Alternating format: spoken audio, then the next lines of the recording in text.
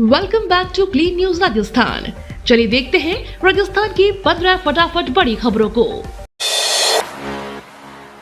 मुख्यमंत्री ने कर्मचारियों से कहा, सरकार ने उनके हितों को सर्वोच्च प्राथमिकता दी। मुख्यमंत्री भजनलाल शर्मा ने कर्मचारियों और अधिकारियों से संवाद करते हुए कहा कि राज्य सरकार ने कर्मचारी हितों को सर्वोच्च प्राथमिकता दी है। उन्होंने कहा कि प्रशासन को अधिक प्रभावी, पारदर्शी और जनहितकारी बनाने के लिए कर्मचारियों की महत्वपूर्ण भूमिका है। मुख्यमंत्री ने अधिकारियों से पूरी जिम्मेदारी और ईमानदारी के साथ कार्य करने का आह्वान किया। उन्होंने सरकार की विभिन्न कर्मचारी हितैषी पहल और प्रशासनिक सुधारों की भी उल्लेख किया। कार्यक्रम में बड़ी संख्या में अधिकारी और कर्मचारी मौजूद रहे तथा शासन व्यवस्था को और बेहतर बनाने पर चर्चा हुई। रेलवे के नए नियम लागू, उल्लंघन पर 10,000 रुपए तक जुर्माना। रेल यात्रा करने वाले यात्रियों के लिए रेलवे ने नियमों का सख्ती से पालन सुनिश्चित करने का फैसला किया है। कोटा रेल मंडल के अनुसार बिना लाइसेंस वेंडिंग, महिला कोच में अनाधिकृत यात्रा, धूम्रपान और खतरनाक वस्तुएं ले जाने जैसी गतिविधियों पर अब 10,000 रुपए तक का जुर्माना लगाया जा सकता है। रेलवे ने यात्रियों से यात्रा के दौरान सभी नियमों का पालन करने की अपील की है। अधिकारियों का कहना है कि इस कदम का उद्देश्य यात्रियों की सुरक्षा बढ़ाना और रेलवे परिसरों में अनुशासन बनाए रखना है। जोधपुर एयरपोर्ट का नया टर्मिनल शुरू, पहली उड़ान की यात्री का हुआ सम्मान। जोधपुर एयरपोर्ट के नवीन टर्मिनल भवन से रविवार को नियमित विमान सेवाओं का शुभारंभ हो गया। केंद्रीय मंत्री गजेंद्र सिंह शेखावत ने प्रथम उड़ान के यात्री चंद्रवीर सिंह का स्वागत किया और उन्हें टिकट तथा स्वागत किट देकर रवाना किया। नए टर्मिनल से शुरू होने से यात्रियों को आधुनिक सुविधाएं, बेहतर इंतजार कक्ष और सुगम यात्रा अनुभव मिलेगा। अधिकारियों के अनुसार इससे जोधपुर की हवाई कनेक्टिविटी मजबूत होगी और पर्यटन व व्यापार को भी बढ़ावा मिलेगा। उद्घाटन के अवसर पर जनप्रतिनिधि और एयरपोर्ट अधिकारी भी मौजूद रहे। आरपीएससी परीक्षा में सिरोही अव्वल, अजमेर में सबसे कम रही उपस्थिति। आरपीएससी वरिष्ठ अध्यापक भर्ती परीक्षा 2025 का पहला दिन शांतिपूर्ण ढंग से संपन्न हुआ। सामान्य ज्ञान और सामाजिक विज्ञान के पेपर में प्रदेश भर में करीब 63% अभ्यर्थियों ने परीक्षा दी। सिरोही में सबसे अधिक 73% उपस्थिति दर्ज की गई, जबकि अजमेर में सबसे कम 47% अभ्यर्थी परीक्षा में शामिल हुए। अभ्यर्थियों के अनुसार इस बार करंट अफेयर्स और कॉन्सेप्ट आधारित प्रश्नों की परीक्षा का स्तर चुनौतीपूर्ण बना दिया। परीक्षा केंद्रों पर सुरक्षा और व्यवस्थाएं संतोषजनक रही। एनर्जी ड्रिंक के भ्रामक दावे वाले उत्पाद राजस्थान में होंगे जब्त। राजस्थान में कमजोरी दूर करने का दावा करने वाले एनर्जी ड्रिंक उत्पादों पर खाद्य सुरक्षा विभाग सख्ती करने जा रहा है। सरकार के आदेश के अनुसार एनर्जी ड्रिंक या उससे मिलते जुलते भ्रामक दावों को मिस ब्रांडिंग माना जाएगा। विभाग की टीमें दुकानों पर छापेमारी कर ऐसे उत्पादों की जांच करेगी और नियमों का उल्लंघन करने पर उन्हें जब्त किया जाएगा। अधिकारियों ने कारोबारियों को खाद्य सुरक्षा मानकों का पालन करने की हिदायत दी है। अभियान का उद्देश्य उपभोक्ताओं को भ्रामक दावे वाले उत्पादों से बचाना और खाद्य सुरक्षा नियमों का पालन सुनिश्चित करना है। राजस्थान में कमजोर मानसून, सब्जियों की कीमतें बढ़ने के आसार। राजस्थान में इस बार मानसून कमजोर रहने से खरीफ फसलों की बुआई प्रभावित हुई है। विशेषज्ञों का मानना है कि कम बारिश के कारण सब्जियों की पैदावार घट सकती है, जिससे आने वाले दिनों में कीमतों में बढ़ोतरी की आशंका है। वहीं पर्याप्त बारिश नहीं होने से लोगों को गर्मी से भी उपेक्षित राहत नहीं मिल रही है। कृषि विशेषज्ञों ने मौसम की स्थिति पर लगातार नजर बनाने और किसानों को आवश्यक सहायता उपलब्ध कराने की जरूरत बताई है। बाजार में सब्जियों के दाम बढ़ने की संभावना से उपभोक्ताओं की चिंता भी बढ़ गई है। जयपुर में शुरू हुआ देश का पहला एडवांस रोबोटिक्स रिसर्च सेंटर। राजधानी जयपुर में देश के पहले एडवांस रोबोटिक्स रिसर्च सेंटर का उद्घाटन किया गया। राइजिंग राजस्थान पहल के तहत स्थापित यह केंद्र रिफाइनरी और औद्योगिक इकाइयों के लिए आधुनिक रोबोटिक तकनीक विकसित करेगा। विशेषज्ञों का कहना है कि इससे उद्योगों में ऑटोमेशन बढ़ेगा, कार्यक्षमता में सुधार होगा और नई तकनीकों पर अनुसंधान को बढ़ावा मिलेगा। यह केंद्र कौशल विकास और तकनीकी नवाचार का भी प्रमुख केंद्र बनेगा। सरकार ने इसे राजस्थान को उन्नत औद्योगिक तकनीक का हब बनाने की दिशा में महत्वपूर्ण कदम बताया है। 3 साल में 2220 कृषि आदानों के नमूने जांच में निकले अमानक। राजस्थान में खेती से जुड़े उत्पादों की गुणवत्ता को लेकर चिंताजनक तथ्य सामने आए हैं। पिछले 3 वर्षों में जांचे गए 2220 कृषि आदानों के नमूने अमानक पाए गए हैं। इनमें बीज, उर्वरक और कीटनाशक जैसे उत्पाद शामिल हैं। विशेषज्ञों का कहना है कि घटिया गुणवत्ता वाले कृषि आदान किसानों की लागत बढ़ाने के साथ उत्पादन को भी प्रभावित कर सकते हैं। कृषि विभाग ने नियमों का उल्लंघन करने वाली कंपनियों और विक्रेताओं के खिलाफ कार्रवाई की बात कही है। किसानों ने भी गुणवत्ता नियंत्रण को और मजबूत बनाने की मांग की है।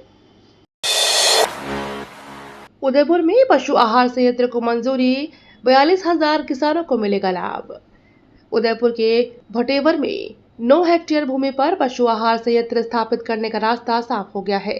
संयंत्र शुरू होने के बाद करीब 42,000 दुग्ध उत्पादक किसानों को सस्ता पशु आहार उपलब्ध होगा। इससे परिवहन खर्च में भी करोड़ों रुपए की बचत होने की उम्मीद है। अधिकारियों का कहना है कि परियोजना से दुग्ध उत्पादन को बढ़ावा मिलेगा और पशुपालकों की लागत कम होगी। यह संयंत्र क्षेत्र के डेयरी विकास और ग्रामीण अर्थव्यवस्था को नई मजबूती देने में महत्वपूर्ण भूमिका निभाएगा। राजस्थान में शिक्षा विभाग ने तबादला आदेश जारी कर उसी दिन किए रद्द। राजस्थान के माध्यमिक शिक्षा विभाग में प्रयोगशाला सहायक, तृतीय श्रेणी पुस्तकालय अध्यक्ष और एक व्याख्याता के तबादला आदेश जारी होने के कुछ ही समय बाद निरस्त कर दिए गए। इस फैसले के बाद तबादला प्रक्रिया की पारदर्शिता और प्रशासनिक कार्यप्रणाली पर सवाल उठने लगे हैं। मामले को लेकर बैकडेट और आदेशों की प्रक्रिया पर भी चर्चा तेज हो गई है। शिक्षा विभाग की ओर से मामले की समीक्षा की जा रही है। घटनाक्रम ने विभागीय तबादलों को लेकर नई बहस छेड़ दी है। किरोड़ी मीणा ने फिर उठाया पेपर लीक मुद्दा, सीएम को लिखा पत्र। कैबिनेट मंत्री किरोड़ी लाल मीणा ने एक बार फिर वरिष्ठ अध्यापक भर्ती परीक्षा के पेपर लीक मामले को उठाते हुए मुख्यमंत्री को पत्र लिखा है। उन्होंने पूरे प्रकरण की उच्च स्तरीय जांच कराने की मांग की है।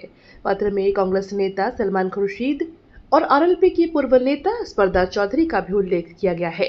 मंत्री ने मामले की निष्पक्ष जांच और दोषियों पर सख्त कार्रवाई की आवश्यकता जताई है। पत्र के सामने आने के बाद पेपर लीक का मुद्दा एक बार फिर राजनीतिक चर्चा का केंद्र बन गया है। दिल्ली मुंबई एक्सप्रेसवे की 5 किलोमीटर लंबी टनल जल्द होगी शुरू। दिल्ली मुंबई एक्सप्रेसवे परियोजना के तहत अरावली पर्वतमाला में बनी करीब 5 किलोमीटर लंबी अत्याधुनिक ट्विन ट्यूब टनल अंतिम चरण में पहुंच गई है। राष्ट्रीय राजमार्ग प्राधिकरण जल्द इसे आमजन के लिए शुरू करने की तैयारी कर रहा है। टनल शुरू होने से यात्रा का समय कम होगा और सफर अधिक सुरक्षित तथा सुविधाजनक बनेगा। यह परियोजना राजस्थान के बेहतर सड़क संपर्क और तेज परिवहन व्यवस्था की दिशा में महत्वपूर्ण कदम मानी जा रही है। अंतिम तकनीकी परीक्षण और सुरक्षा जांच का कार्य जारी है। जनसंख्या स्थिरता में बूंदी टॉप 10 में, तालेड़ा ब्लॉक प्रदेश में प्रथम। जनसंख्या स्थिरता के क्षेत्र में बूंदी जिले ने राज्य के शीर्ष 10 जिलों में स्थान बनाया है। वहीं तालेड़ा ब्लॉक प्रदेश में पहला स्थान हासिल कर चर्चा में है। स्वास्थ्य विभाग के अनुसार परिवहन कल्याण, जागरूकता अभियान और स्वास्थ्य सेवाओं के बेहतर क्रियान्वयन का सकारात्मक असर इन उपलब्धियों में दिखाई दिया है। अधिकारियों ने इसे स्थानीय प्रशासन, स्वास्थ्य कर्मियों और आमजन के सहयोग का परिणाम बताया है। विभाग का लक्ष्य आने वाले समय में जनसंख्या स्थिरता से जुड़े प्रयासों को और मजबूत बनाना है। ओबीसी आंकड़ों से एक सप्ताह बाद पंचायत चुनाव पर होगा अंतिम फैसला। पंचायती राज्य मंत्री जाबर सिंह खर्रा ने कहा कि ओबीसी राजनीतिक आरक्षण से जुड़े अंतिम आंकड़े मिलने के एक सप्ताह के भीतर पंचायत चुनाव को लेकर निर्णय लिया जाएगा। उन्होंने बताया कि ट्रिपल टेस्ट प्रक्रिया और सटीक आंकड़ों के आधार पर चुनावी रोड मैप तैयार किया जाएगा। सरकार सभी कानूनी प्रावधानों का पालन करते हुए चुनाव कराने की दिशा में काम कर रही है। मंत्री ने कहा कि प्रक्रिया पूरी होते ही चुनाव कार्यक्रम को अंतिम रूप दिया जाएगा ताकि किसी प्रकार की कानूनी बाधा उत्पन्न न हो सके। भाजपा सांसद बोले, यूसीसी संविधान की भावना के अनुरूप अगले सत्र में संभव। भाजपा सांसद ने कहा कि समान नागरिक संहिता यानी यूसीसी देश और संविधान की मूल भावना के अनुरूप है। उन्होंने उम्मीद जताई कि आगामी विधानसभा सत्र में यूसीसी से जुड़ा विधेयक पेश किया जा सकता है। सांसद के अनुसार समान कानून से सभी नागरिकों को बराबरी का अधिकार मिलेगा और न्याय व्यवस्था अधिक सुदृढ़ होगी। उन्होंने कहा कि सरकार इस विषय पर पूरी तैयारी के साथ आगे बढ़ रही है। यूसीसी को लेकर प्रदेश की राजनीति में भी चर्चा तेज हो गई है और विपक्ष इस मुद्दे पर सरकार को घेरने की तैयारी में है। 31 जुलाई को मुख्य सचिव होंगे रिटायर, नए मुखिया पर नजरें टिकी। राजस्थान के मुख्य सचिव 31 जुलाई को सेवानिवृत्त होने जा रहे हैं। ऐसे में प्रशासनिक गलियारों में चर्चा तेज है कि वर्तमान व्यवस्था को देखते हुए श्रीनिवास को सेवा विस्तार मिलेगा या राज्य को नया मुख्य सचिव मिलेगा। सरकार जल्द इस संबंध में निर्णय ले सकती है। मुख्य सचिव का पद राज्य की प्रशासनिक व्यवस्था पर सबसे महत्वपूर्ण पद माना जाता है और आगामी नियुक्ति को लेकर अधिकारियों तथा राजनीतिक हलकों में उत्सुकता बनी हुई है। निर्णय के बाद राज्य की नौकरशाही में बड़े स्तर पर बदलाव की संभावनाएं भी जताई जा रही हैं। बाग RVT 07 ने बनाई टेरिटरी, पुनर्वास कार्यक्रम को मिला नया बल। पुनर्वास कार्यक्रम के तहत जंगल में छोड़े गए बाघ RVT 07 ने अपनी टेरिटरी स्थापित कर ली है। वन विभाग के अनुसार बाघ का 2 बाघिनों के साथ प्राकृतिक संपर्क भी हुआ है, जिससे संरक्षण और पुनर्वास कार्यक्रम के लिए उत्साहजनक संकेत माना जा रहा है। विशेषज्ञों का कहना है कि यह व्यवहार बाघ के नए वातावरण में सफलतापूर्वक अनुकूलन को दर्शाता है। वन्यजीव संरक्षण से जुड़े अधिकारी लगातार उसकी गतिविधियों पर निगरानी रख रहे हैं। इससे भविष्य में बाघों की संख्या और जैव विविधता संरक्षण को मजबूती मिलने की उम्मीद है। जगन गुर्जर की रस्म में जुटा समाज, मांगे पूरी नहीं हुई तो आंदोलन चेतावनी।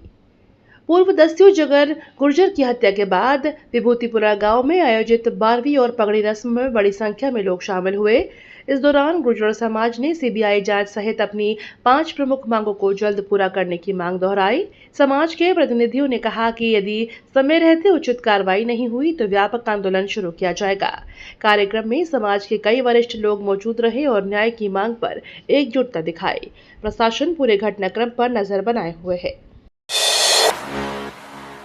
नीट छात्रों के सुसाइड मामले में कांग्रेस का कैंडल मार्च, इस्तीफे की मांग। नीट अभ्यर्थियों की आत्महत्या मामलों को लेकर कांग्रेस ने जयपुर में कैंडल मार्च निकालकर विरोध प्रदर्शन किया।